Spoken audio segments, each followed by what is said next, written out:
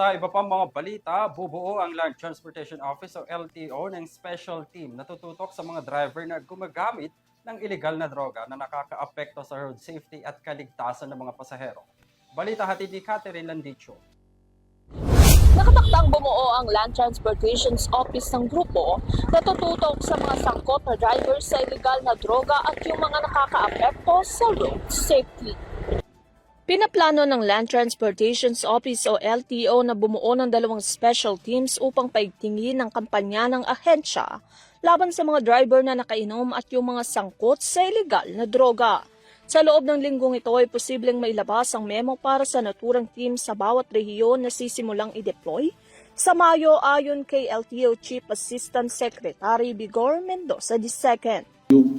We want to retest all our professional drivers para mas proactive tayo dito, both on the practical and theoretical. Wala namang gastos sa kanila to, but we'd like to make sure that those that were given professional driver's license, especially motorcycles.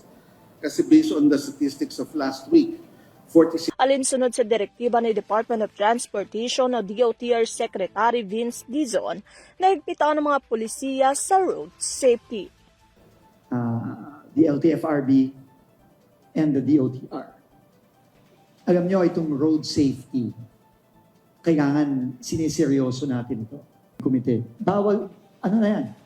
Talagang magka-crackdown tayo dito sa mga unroadworthy vehicles.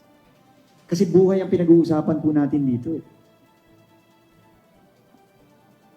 Yung mga driver naman, ang tanong, Ani naman Asik Mendoza, kabilang sa mga sisitahing unsightly vehicles, ang mga karag-karag na sasakyang bumabiyahe kahit na nakakaapekto sa road safety at kaligtasan ng mga pasahero. Para sa UTV News, Catherine Landicho, sumasaludo sa bawat Pilipino.